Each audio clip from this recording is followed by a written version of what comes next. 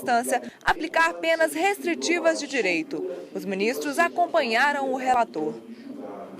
E os ministros do Supremo encerraram agora há pouco a última sessão do ano. Vamos direto para o STF em Brasília, onde está a repórter Carolina Chaves. Boa tarde, Carolina. Vai em frente. Boa tarde, Paulo. Boa tarde a todos. Hoje foi a 62ª sessão extraordinária realizada pelo plenário da Suprema Corte.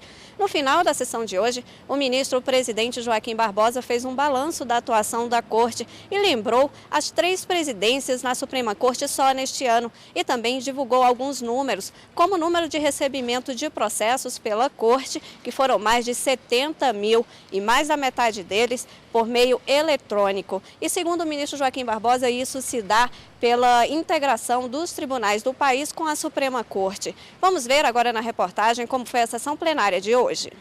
Os ministros começaram a analisar um pedido da defesa do acusado de matar o prefeito de Santo André, Celso Daniel, que pede aqui no Supremo para que não seja decretada a prisão preventiva dele e que seja anulada a ação penal fundamentada em investigação realizada exclusivamente pelo Ministério Público.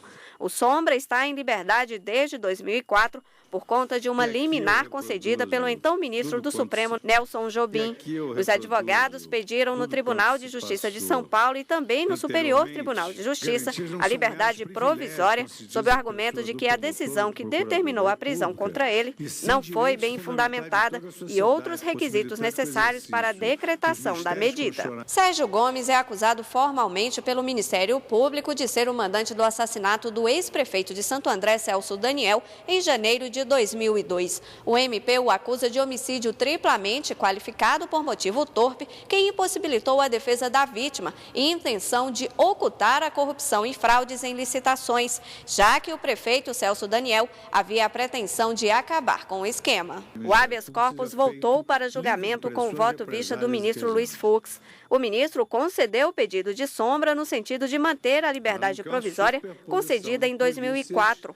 Mas, com relação ao poder de investigação do Ministério Público, considerou ser legítimo e estipulou algumas regras que deverão ser observadas a partir da data da decisão do STF. Por todo exposto, considero perfeitamente compatível com a Carta a possibilidade de investigação direta pelo Ministério Público, o que, conforme demonstrado, milita em favor dos direitos fundamentais do sujeito passivo da persecução penal. Após a modulação feita pelo ministro Fux, o ministro Ricardo Lewandowski pediu vista do processo porque é relator de outras ações sobre o mesmo tema. Mas outros processos também foram apregoados para julgamento que também trata sobre o poder de investigação do Ministério Público.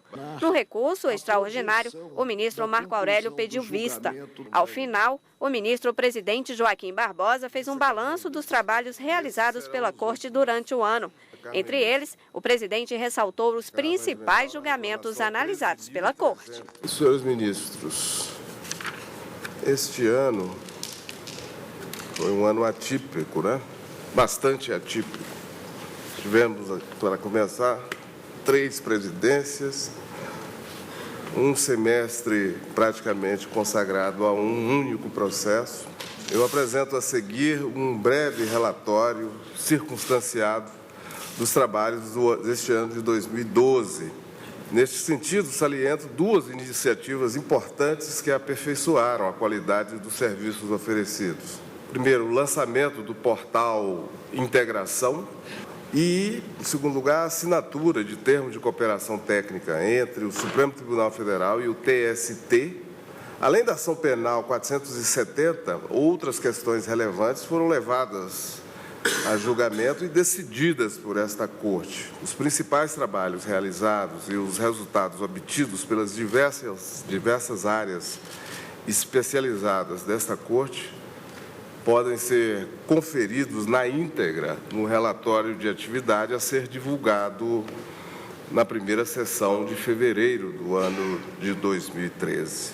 Eu desejo aos senhores ministros, ao senhor Procurador-Geral da República, aos senhores advogados, aos servidores da Casa e aos nossos concidadãos, um Feliz Natal e um Ano Novo com muitas realizações. E agora nós vamos conversar com a consultora jurídica da TV Justiça, Gisele Dantas. Muito boa tarde, Gisele. Boa tarde, Paulo. E agora, depois desse balanço, né, do presidente do STF, o que nós podemos esperar para o ano que vem? Bom, para 2013 existem realmente alguns processos que nós podemos, inclusive, destacar. Dentre eles, o poder de investigação do Ministério Público. A previsão é de que, logo no início da abertura dos trabalhos, 3 processos que tratam desse tema, o habeas corpus, um recurso extraordinário e uma ação direta de inconstitucionalidade, sejam retomados.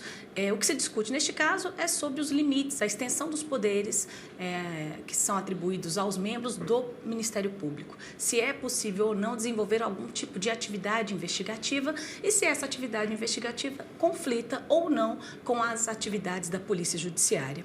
Um outro tema que também é possível destacar é a lei seca. Existe uma ação direta de inconstitucionalidade que tramita no Supremo Tribunal Federal, inclusive foi realizada audiência pública em relação a esse tema, e esse processo deve ser incluído na pauta de julgamentos em 2013. Essa ação, ela questiona a constitucionalidade de parte da lei seca que veda a venda de bebidas alcoólicas às margens de rodovias federais. Outros temas de destaque, como desaposentação, e a demarcação de terras dos terrenos dos quilombolas, também são temas que provavelmente devem entrar na pauta de 2013. Tá, já que você falou em audiências públicas, né? E em relação a elas, né? Existe alguma previsão? Existe sim, Paulo. Na verdade, 3 audiências públicas já foram convocadas. Dentre elas, nós temos a audiência pública sobre a TV por assinatura. Uma lei de 2011 regulamentou, atribuiu aí poderes à Ancine, limitou a participação de capital estrangeiro e também trouxe a veiculação obrigatória de um mínimo de conteúdo nacional em relação a esse tema. Então, foi convocada a audiência pública e está prevista já para a segunda quinzena de fevereiro. Também em relação ao campo eletromagnético, a audiência pública já marcada para início de março de 2013 e vai discutir se existe ou não potencial cancerígeno em relação ao campo eletromagnético. Existe uma ADI também tramitando aqui no Supremo Tribunal Federal sobre esse tema e também sobre a queima da cana-de-açúcar. Haverá uma audiência pública discutindo as controvérsias desse tema. Tá certo, Gisele, muito obrigado por sua participação aqui no Jornal da Justiça. Eu que agradeço.